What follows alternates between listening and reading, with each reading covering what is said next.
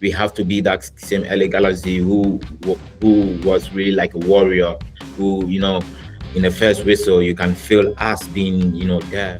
So we starting with these 3 games at home is something that is really going to boost us as a team and give us the energy to enter this new season with a different energy and a different level.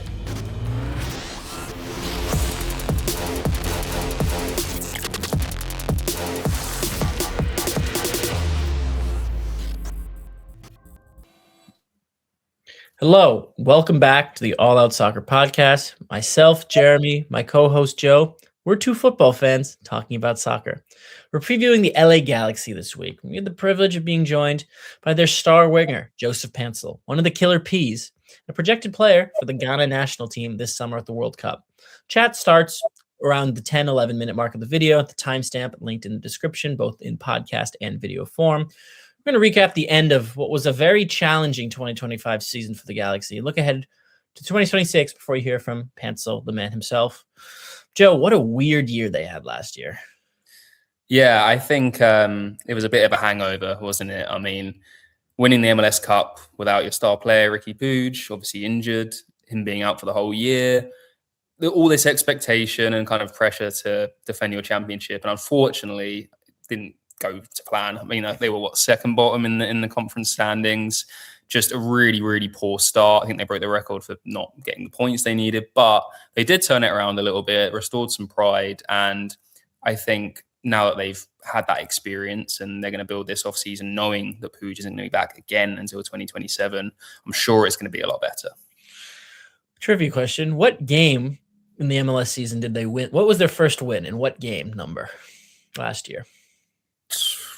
12? 17. Okay. Which is like, it's one thing to have a hangover. That's just like you were taken to the emergency room and you didn't tell your friends after a long night. And they're like, oh, where's Joe? Oh, he's still in the emergency room. Oh, that's not great. But anyway, historically horrible season after an MLS campaign. The Galaxy's 30th in the MLS. No wins and, no wins for a long, long time. Worst ever start by a defending champion. Greg Vanney, the head coach, remarkably kept his job, which is a big, big vote of confidence. They just probably viewed it as Puig is gone. We can chalk up the season. Gonna have to do it again. We love Ricky Puig, but it's just a really debilitating injury. They qualified for the Champions Cup in 2024, so it was their first time in the Champions Cup, CONCACAF Champions Cup, since 2016. They lost to Tigres in the quarterfinal, 3-2. Very good game, but these Mexican sides do very, very well in that competition. The Leagues Cup, they fared much, much better. They lost the Seattle Sounders 2-0 at home in the League Cup semifinals, but they beat Orlando 2-1 in the third place game, allowing them to qualify for this year's CONCACAF Champions Cup, which they're going to start with a matchup against a Panamanian side to start the year. My apologies for not having that team down. So what happened in 2024 going into the 2025 season? They lost Mark Plagado, Dejan Joveljic. Some of the new signings didn't quite hit the ground running. Joe's favorite, Christian Ramirez, didn't quite have the impact that was desired. Matias Nascimento was streaky, but not quite the best player. They finished with 30 points in 34 games, 7 overall wins, minus 20 goal differential. Not a great year. But just portending into Joe's bit, looking into ahead to this year, there's going to be no more Zonka, no more Garces, and maybe just a little bit of Yoshida at center back. But that's where this team really strengthened in the offseason, and that's what they need to do after a horrid defensive campaign last year. Yeah, I think last year, I don't want to be too hard on them. I think you can just put that down as a freak year. It does happen sometimes when you're a champion, and the next season it's just so hard to keep that momentum going, especially the discipline and the concentration you've got to have throughout a whole season. But the fact that they did well in the Leagues Cup, I think, is a good indicator. You said about Greg Vanney as well. Definitely should have kept his job, in my opinion. And he got an extension during the season, which was the biggest vote of confidence of them all. When the division is gone like that and they did well in the Leagues Cup, like, it shows that the quality is there. The concentration may be done in the league because, they had like a lead that they couldn't catch up, basically, but they still turned it on when possible. And like you said, yes, they have strengthened. So just to go through some of the signings, one of the recipients of the Philadelphia Union fire sale. They acquired Jakob Glesnes, 2022 MLS Defender of the Year. Really, really solid player, and he will definitely help their back line. You said about Nascimento, he's rejoined on loan for this year. I think he showed good signs. He's still young. I think he's only 21. I think he got 8 goals last year. Looked really solid, but he'll have another opportunity now, and also with the experience of already being there. So I like that move too. And here's one where I really like as well in the midfield. They've strengthened. Obviously, Puig, they know he's going to be out again. They have to, they can't just win with one player. They have to strengthen around him. They've signed 2 experienced MLS midfielders, which I think is a really, really good idea. They've got Justin Hack, just to a 1-year guaranteed contract from New York City FC. And they've also signed Eric Tommy on a guaranteed contract through 2027 as well. He played the last 3.5 years at Sporting Kansas City. Good depth in the position. I like it. But the biggest addition, at least to the forward line, they still have Ramirez, but on a 1-year contract, and this deal basically overrides Puig's DP contract for this year, seeing as he's on the injury list. João Klaus from St. Louis City FC. I like that addition a lot, with him playing alongside Peck and Paintsil on one side. I think that's a really, really good attack. And Jeremy and I said to Paintsil, as you'll hear in a bit, it's one of the most exciting attacks when they're in full flow. And I think we're going to be seeing a lot of that next season. Obviously, the defense, like last year, Yamane played a lot, John Nelson, Yoshida, Uday. There's talks as well for Diego Fagundes, who played the most games for them last year, to return to the club. The old man. So I wouldn't be surprised if that gets done. But, as you'll hear from Paintsil, the optimism is really high, and they're really, really key to avoid a slump like they did last year. 3 of their first 4 MLS games are at home, and they want to win all of them. That's like the precedent that's been set, nothing less. So clearly, they want to hit the ground running this year and make sure they have nothing like last year. And, I'm on board. They can't have the same fall off again. They're a historic team. They're a good side. They have a good manager. Everything's there. And I really do think with the extra preparation ahead of this year, with the lessons learned from last year, they're going to be a lot better. Yeah, there's also some flux at the goalkeeping position last year. They got McCarthy out the door. They weren't really getting battered. They were losing a lot of 1-goal games to start the year. And then there was that 7-0 loss to the New York Red Bulls, where it was a feeding frenzy in New Jersey. And that's when kind of the team went through a little wake-up call after that and kind of rebounded form-wise. Again, when you have Paintsil and someone we haven't mentioned yet, Gabriel Peck, on the wing on your wings, I mean, like, that is as good as it's ever gotten in the history of the MLS, of 2 in your prime attacking players. Paintsil's an international. We project him to make it to the Ghanaian national team. He'll probably be a reserve winger behind, I don't know, Antoine Semenyo and Mohamed Kudus, 2 players worth over 50 million in the Premier League. And then Gabriel Peck, who would play for any other national team in the world if he wasn't Argentine. But those players in 2024 were just absolutely unplayable. Paintsil's pace, Peck's creativity, obviously both are absolute shot monsters, always to be hungry. Now they're overshadowed, perhaps, as a forward duo in their own city, with Heung-min Sung and Dennis Mwanga, who might not even want to be at LAFC. But really, really interesting to watch. We wonder if Klaus is a stabilizer in center forward position will help a lot. Obviously, they had more goals in 2024. Borgo's also there. Just players that in and out the door. Maybe having just a veteran MLS center forward in the door will help every week. Obviously, that was the hope with Christian Ramirez, but I think he's more valuable as a bench backup option, just with his age and his skill set. And then you have these 2 players capable of running in behind and terrorizing any defense. Now, with Puig out, you mentioned Justin Hack can play in midfield, but he's really at his best as a center back. And I think he's going to line up at center back most of the time. I just think this loss at center of midfield is just, you can't recover from it. But they do have a veteran team, and maybe that'll make the difference. And it can't get as bad as last year. But just seeing what it looked like without Puig last year doesn't make me think that this is a team that's going to compete in the Western Conference. So, Joe, as I asked you when we talked about FC Cincinnati the other day, what are your expectations for this year? Playoffs. I think they'll get there. Puig is a big loss, but they've had the time. They would have known for a long time his injury probably wasn't going to be he's not going to recover in time. They've had time to work around it. I think getting Fagundes back will be really, really big for them. And, they've added depth in that position. You can't just rely on one player the whole time. And for as good as he is, one of the best in the league. But I really do think that they're going to be a lot better this year, start better. I think the lessons they've learned are going to be really, really valuable. Going from hero to zero is quite humbling. And as you'll hear from the Paintsil interview, he's as humble as it gets. So having that sort of attitude, I think, is going to really, really help. I think playoffs, I'm not going to predict that they're going to suddenly shoot towards the top of the conference and do a complete reverse, but definitely automatic places, decent enough seed, whether it's 4 or 5, maybe 6, but they'll get back in there. I'd be really shocked if the Galaxy aren't back in contention. Yeah, I would be shocked if they're not back in contention too. Last season in the second half, I think they had about 26 points in their 27 points in their last 18 games.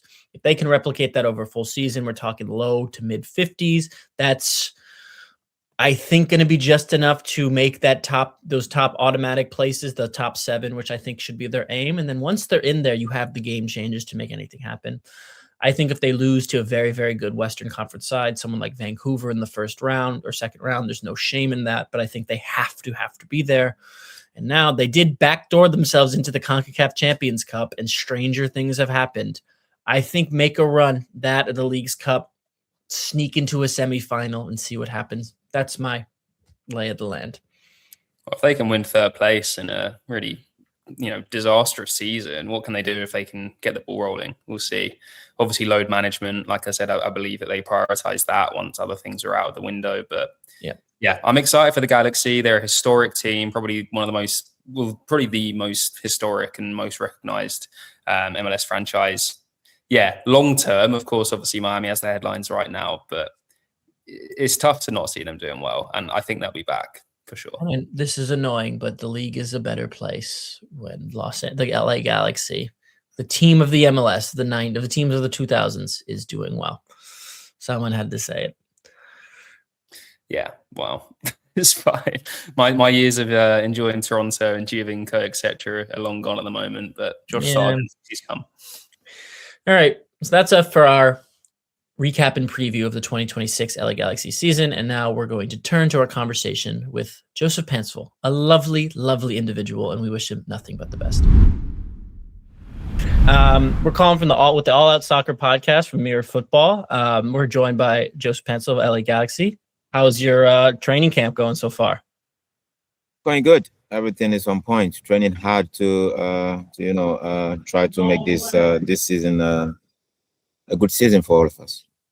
Yeah, we're really excited. We've been covering you a lot now for a few years. Super, super happy to have you with us.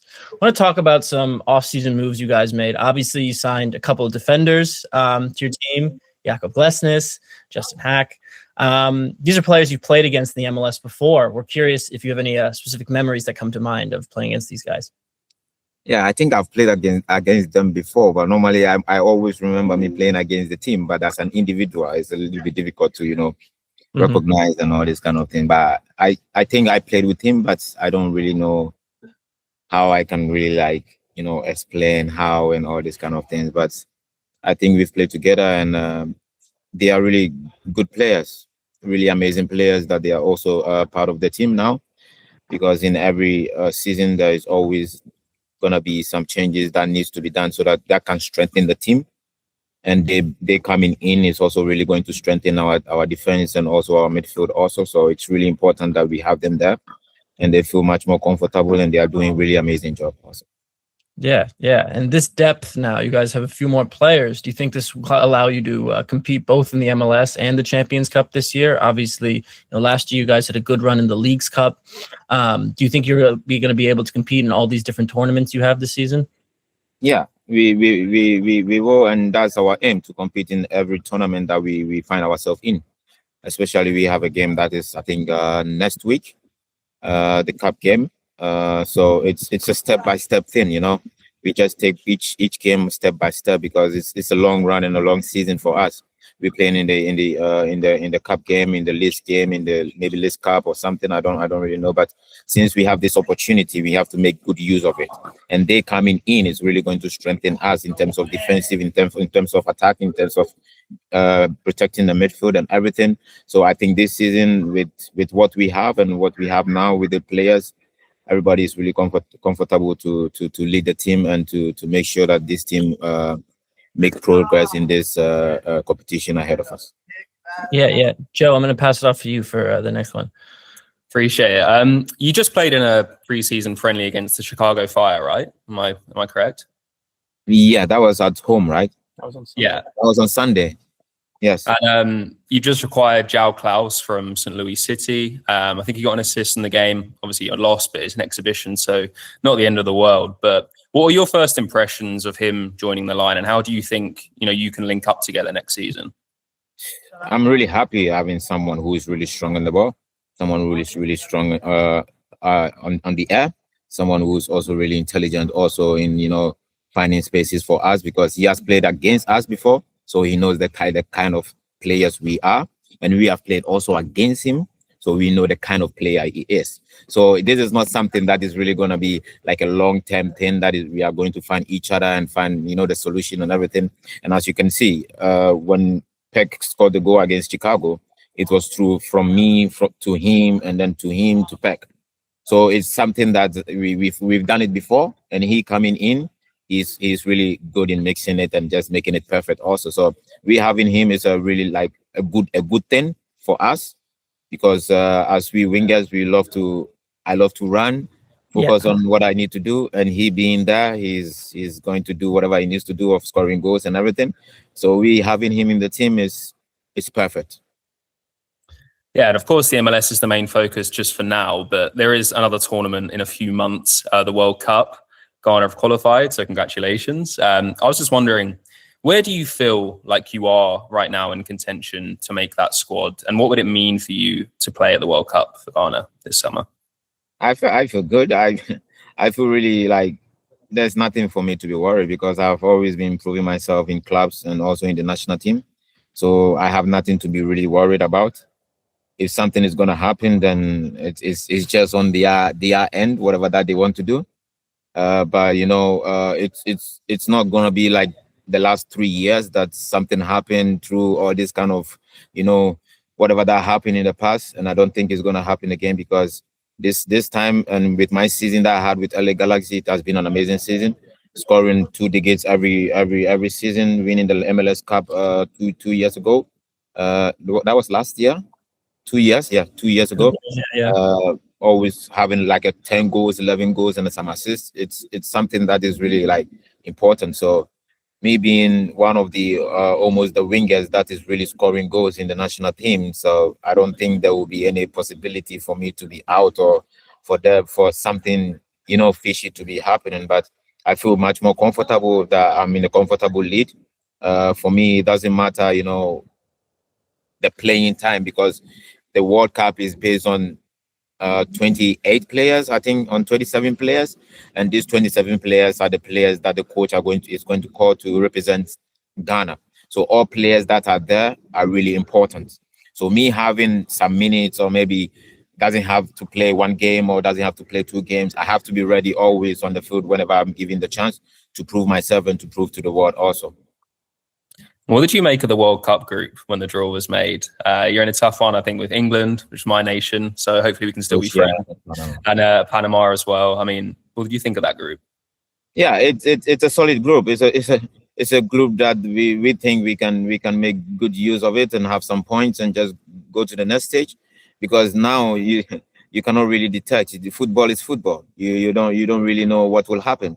So it doesn't matter the nation name. It just matter the team collection, and how we come together as a team to fight with a good spirit, with good energy. That will determine where we have to be when we are playing the World Cup. It's not just about names, or maybe about how do I say it, about the nation name. Sometimes it counts, but this century football doesn't really respect about the nation, but just about an individual and as a team collection, playing together, fighting together with a good spirit, that will always promote a team to go forward. So for me, with the team that we have, and then the group that we are in, everything is possible. And I believe, and a lot of players from the national team believe that we will qualify to the next stage. Yeah, Joseph, I wanted to ask you about, I am very optimistic about your team. You guys have a very, very talented group of players. I wanted to ask you about some of your World Cup memories when you were younger. I mean, I'm from the United States. I think a lot of American fans remember the 2010 World Cup with the United States against Ghana. That was a very, very, obviously very memorable game. Do you have any memories of watching the World Cup or international football when you were younger? And how did that inspire you? Yeah, I watched that. I think I've been watching a lot of them. And whenever we play this kind of games and we win against, let's say, US, we win against, let's say, like the big countries, we always feel happy. I always feel happy. I always pray that I will always be part of the national team to represent Ghana in the World Cup.